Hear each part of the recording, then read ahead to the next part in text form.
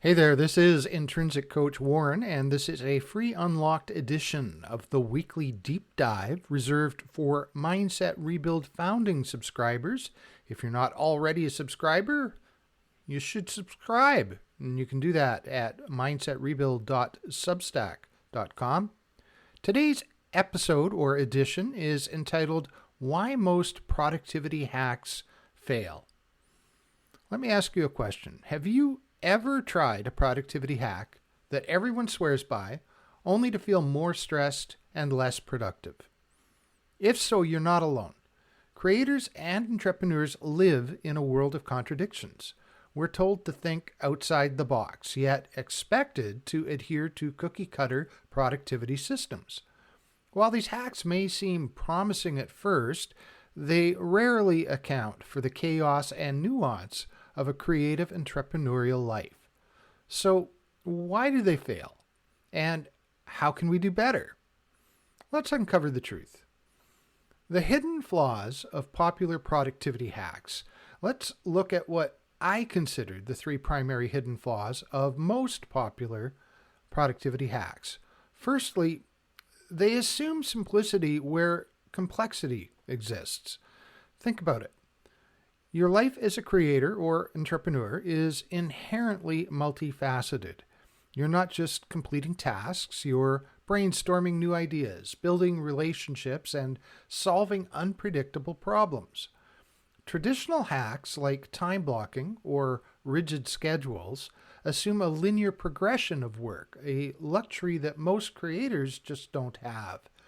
This disconnect creates friction because these systems weren't built for the fluid and often chaotic nature of our work. Here's the kicker.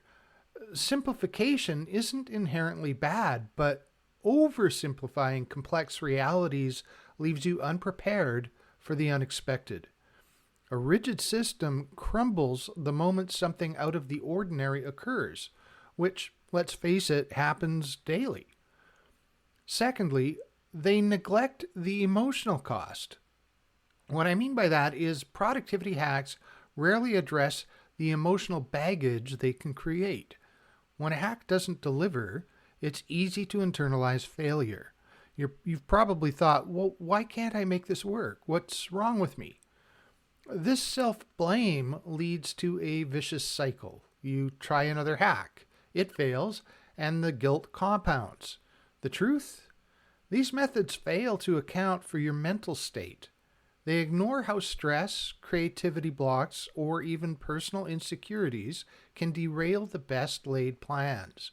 True productivity systems should focus on supporting your mental and emotional well-being, not adding to the pressure.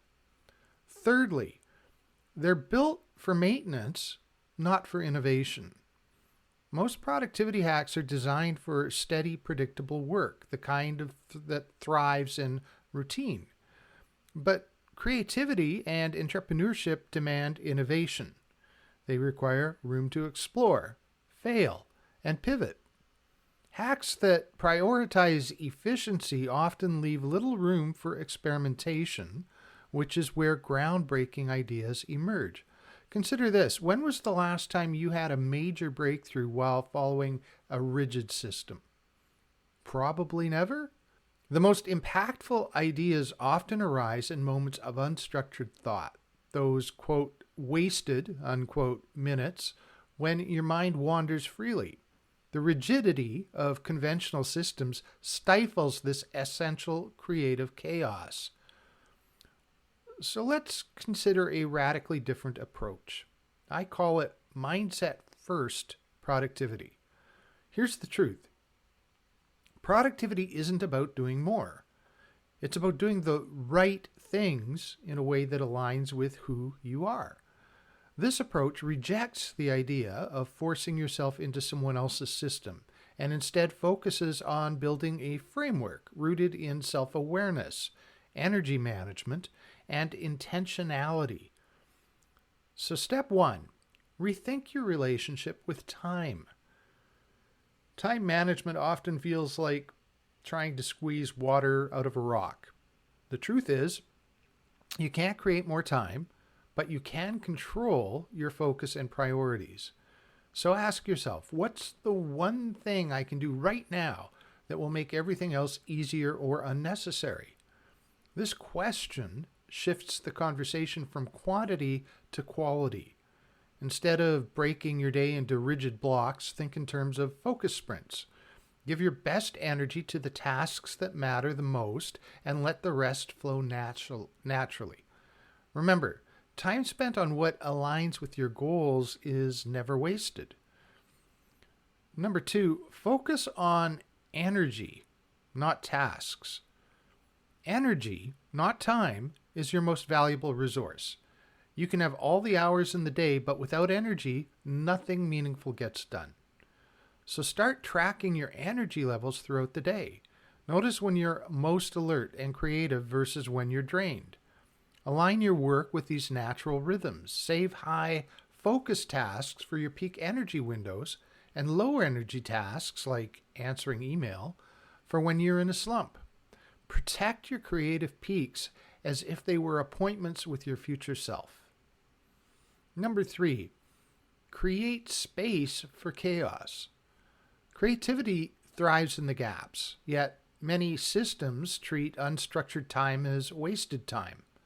The reality? Those unplanned moments often spark your best ideas.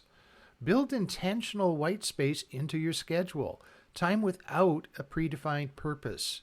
Use it to reflect, experiment, or simply let your mind wander. Chaos isn't the enemy. It's part of the creative process. Embrace it instead of trying to eliminate it, and you'll find unexpected clarity and inspiration. Number 4, prioritize recovery as a strategy. Most people treat recovery as optional, something you do after you've burned out. But sustainable productivity requires proactive recovery. Schedule breaks with the same priority as your work. Whether it's a 10-minute walk, a 20-minute power nap, or a full day off, recovery refuels you and it fuels your ability to show up consistently. Number 5, anchor your efforts in values. Productivity often gets reduced to efficiency, doing more in less time. But what's the point of being efficient if you're not aligned with your core values? Start each day by reconnecting with why you do what you do. When your actions align with your purpose, productivity becomes effortless. Let's consider some stories that challenge the status quo. We'll look at a couple of examples of how the mindset first productivity approach can play out. Example number 1, the artist who thrived on chaos. So Maria was a painter who struggled to conform to the rigid structure of traditional productivity hacks. She often found herself overwhelmed when she tried to adhere to systems that demanded strict time blocks or regimented routines. Her breakthrough came when she decided to embrace a concept she called structured chaos. She reserved her mornings for unfiltered freeform creativity.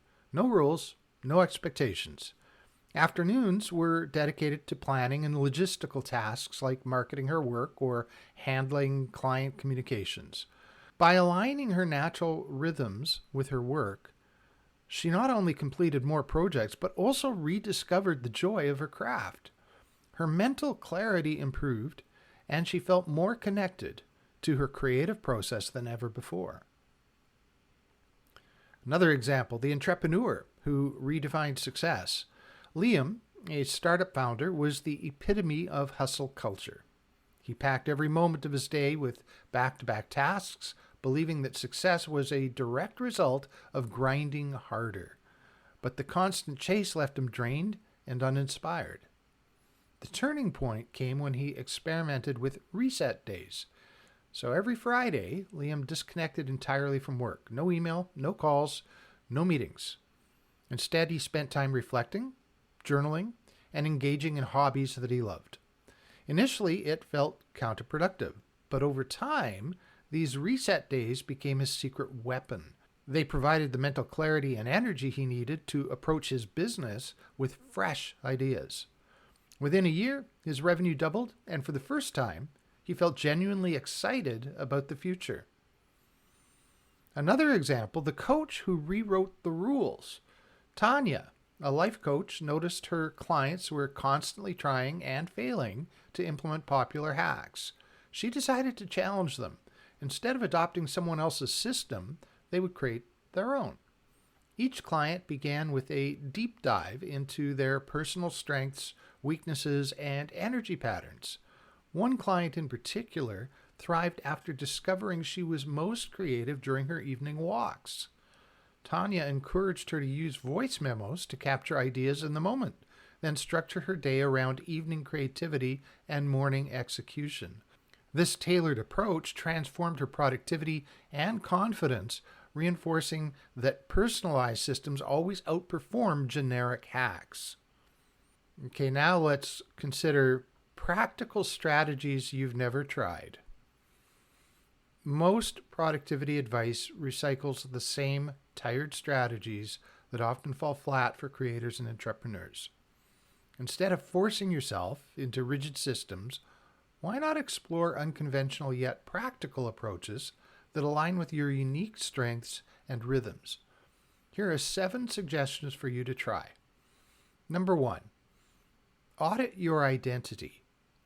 Most systems fail because they assume everyone works the same way. Flip the script. Reflect on your personal strengths and preferences by asking, am I trying to be productive in a way that's true to me? Design your workflow around your natural tendencies rather than forcing yourself into a predefined mold. Number 2, practice the one decision rule. Decision fatigue is a productivity killer. Reduce it by automating small recurring choices. For example, create a weekly meal plan or wear a uniform of your favorite outfits. The mental bandwidth you save can be redirected toward creative or strategic work. Number 3, adopt a done-for-now mindset. Perfectionism slows progress. Instead of striving for flawless results, aim for progress. Ask yourself, is this good enough to move forward? Revisiting and improving work later is always an option, but don't let perfection stall momentum. Number 4, design for energy recovery. Experiment with micro recovery practices throughout your day. Try activities like mindful breathing for 2 minutes, stretching between tasks, or stepping outside for sunlight. These small resets can help sustain focus and prevent burnout. Number 5, anchor with intentions, not outcomes. Now, I first learned about the power of intention while studying Dr. Wayne Dyer. Then I attended a workshop with Lynn McTaggart, which really drove the message home for me. Shift your focus from rigid goals to flexible intentions. Start each day by asking, how do I want to feel by the end of the day? This perspective creates space for adaptability and reduces the pressure to hit arbitrary milestones. Number 6, set pre-creativity rituals. Prime your brain for deep work by creating rituals that signal the start of a creative session. Light a candle, play a specific playlist, or do a short meditation. Over time, these triggers can help you enter a flow state more easily. Number 7, leverage the power of reverse deadlines.